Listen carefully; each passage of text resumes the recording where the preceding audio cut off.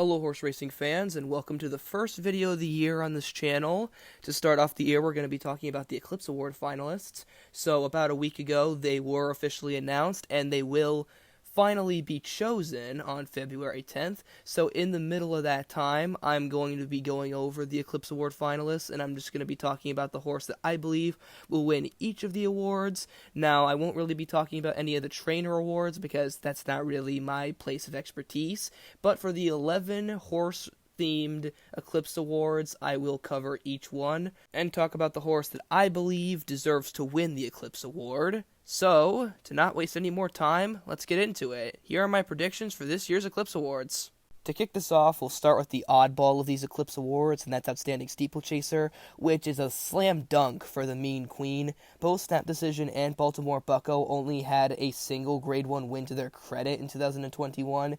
Meanwhile, the Mean Queen defeated both of them, sometimes multiple times in the case of Snap Decision, and she's also a triple Grade 1 winner this year. It doesn't get any more clear-cut than that. Next, we have the 2-year-old honors, which are honestly the easiest Eclipse Awards to predict. Corniche will be champion 2-year-old male, and there's no way he isn't. He's a dual Grade 1 winner, undefeated in 3 starts, and he won the Breeders' Cup Juvenile, which is honestly all you really need. If horses like Storm the Court and Good Magic can win the Breeders' Cup Juvenile and champion 2-year-old horse after only winning that race, then Corniche will definitely be champion 2-year-old.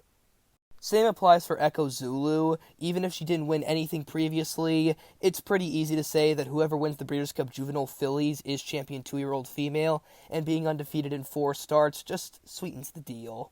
But now on to an Eclipse Award where there's actual debate to be made. That is champion 3-year-old male, which has legitimate arguments for each of the 3 finalists being worthy of winning the award, but I think Essential Quality has the slight edge over both of them, for a few reasons. While Medina Spirit is the only horse to have beaten Essential Quality twice, Essential Quality statistically is more impressive than Medina Spirit, despite them both being dual Grade 1 winners and also both having a single Triple Crown race to their name. Essential Quality is 5 for 7, while Medina Spirit is 4 for 9, which is likely going to be the deciding factor on who wins and who loses this award, even though I will not be surprised if Medina Spirit gets the award anyway for defeating Essential Quality twice and being the Kentucky Derby winner. But for now, I pick Essential Quality by a hair. And now back to the pretty easy to predict Eclipse Awards. Malathot will be champion 3-year-old female, and there's no way you can convince me otherwise. She's a triple Grade 1 winner this year, which is something that neither of the other finalists can claim to do. While Santa Barbara is unique in her own right for being able to defeat older females, they very likely will not choose a turf filly, especially when Malathot has won more Grade 1 races than her, and is a dirt filly. Next up, we have champion older dirt horse, and this pretty easily goes to Nick's Go. Mystic Guide at the start of the year looked like the main candidate after winning the Razorback and the Dubai World Cup, but his injuries just made it so it was impossible. And for Maxfield, he's just not that good. He's a B-tier horse at best. The Clark Stakes to B-tier Grade 1, and besides that, he struggled in the toughest of Grade 1 company, even tasting defeat to Nick's Go in the Whitney Stakes, which I actually got a picture of. I mean, look at these guys. I saw these guys in person. Okay, anyways, adventures aside, it's pretty easy to say that Nick's Go is the champion older dirt horse with all the Grade 1 wins he was able to amass this year, including the Breeders' Cup Classic. Then we have champion older dirt female, which is even easier to choose because Latruska won basically everything except the Breeders' Cup Distaff, which is why March Lorraine is even a finalist in the first place, and even that's a stretch considering March Lorraine only raced once on American soil, and only once in Grade 1 company. Sure, she had one heck of a first impression, but not enough to win champion older female. Latruska danced almost every dance and won almost every race. There's no way she doesn't get this after all the stuff she's done this year. And then we have the less decisive Champion Sprinter Award. Now, Jackie's Warrior definitely should win the award for his multiple Grade 1 victories. However, his big dud in the Breeders' Cup Sprint does open up a few windows, with Aloha West's big victory in that race, and Flightline, who should be an up-and-coming star. But to put it bluntly, you can't win Champion Sprinter only running a single stakes race. That's just not how it works. So, Jackie's Warrior should be the pretty easy choice here, but there are a few openings here. And as we transition to champion female sprinter, it becomes a lot more divisive, as Cece and Gamine both have strong arguments to win this award. Both have won 4 races this year, which include Grade 1 races, and both have defeated each other one time in Grade 1 company. So the question is, who do you choose? I think by a hair's breadth, Gamine should win the award, because she has won more Grade 1 victories this year than Cece. Cece's only Grade 1 win was the Breeders' Cup Filly and Mare Sprint, and Gamine won a couple. As well as that, Gamine was 4 for 5 this year, while Cece was 4 for 6. And I think those very slight differences should give Gamine a repeat in this award.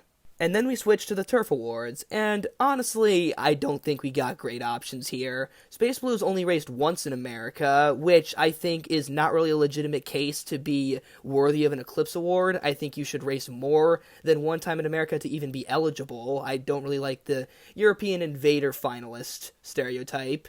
Then we have Yabir, who's only one better, winning both the Jockey Club Derby and the Breeders' Cup Turf, which I think actually does give him just enough leverage, considering that his only other opponent is Domestic Spending, who's a dual Grade 1 winner, but one of them was a dead heat. So yeah, Yabir is the only horse to have won 2 races in America amongst these finalists, and that gives him the slight edge here. And the problems are still there when we're talking about champion female turf horse, but to a lesser extent. Love's Only You only raced once in America, so I don't think she deserves to be talked about.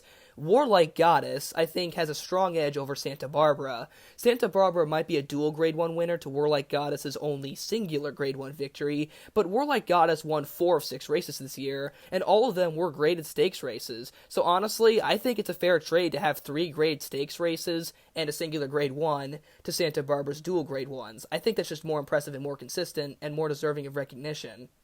And last but certainly not least, we have Horse of the Year.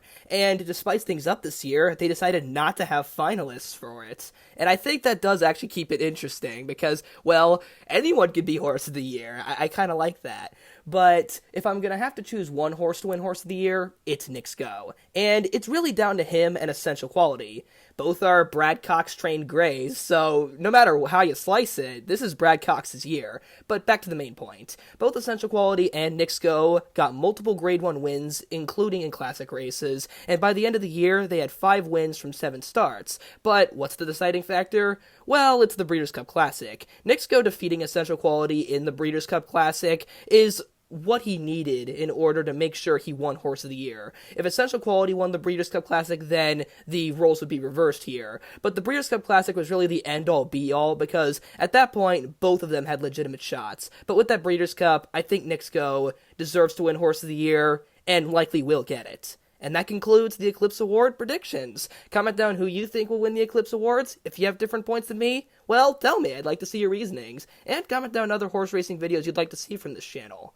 I'll see you guys on the flip side.